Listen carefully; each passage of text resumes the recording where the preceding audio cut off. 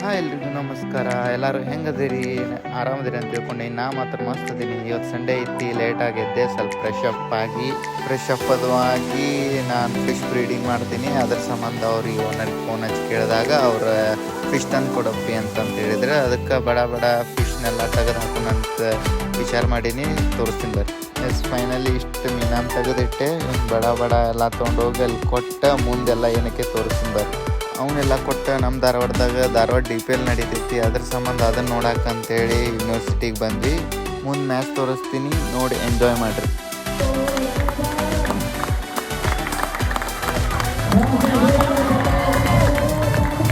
Direct stumping ಆಗಿ wicket ಆತ. Next ನೋಡೋದು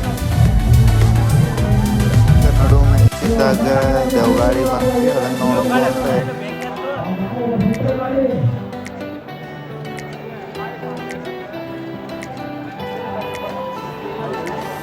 ಮ್ಯಾಚ್ ಮುಗಿಯಕ್ಕೆ ಬಂತ. ನೆಕ್ಸ್ಟ್ ಟೀಮ್ ಅವ್ರ ಟಾಸ್ ತುರಾಕ್ ಬಂದ್ರೆ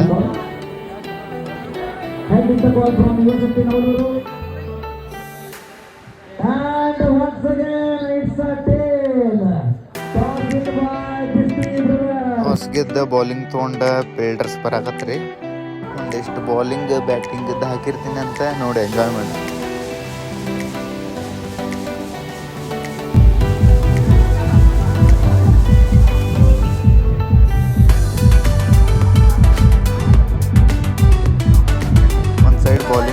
ಬ್ಯಾಟಿಂಗ್ ಅಂತ ಅದ್ರೊಳಗೆ ಧಾರವಾಡ ಐಕಾನಿಕ್ ಪ್ಲೇಯರ್ ಶಿವನ್ ಆರ್ ಅಂತೇಳಿ ಅವ್ರದ್ದು ಬ್ಯಾಟಿಂಗ್ದು ಒಂದು ಸ್ವಲ್ಪ ಕ್ಲಿಪ್ಸ್ ಹಾಕಿರ್ತೀನಿ, ನೋಡಿ ಎಂಜಾಯ್ ಮಾಡಿ.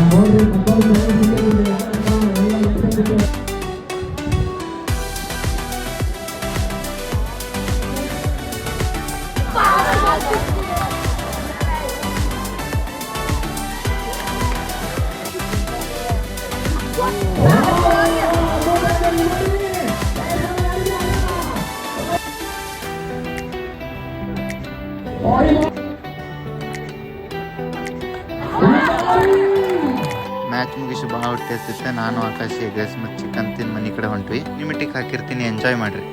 ಬಾಳೆಂದರೆ ಪ್ರಣಯಾನುಭಾವ, ಕವಿತೆ ಆತ್ಮಾನುಸಂಧಾನ,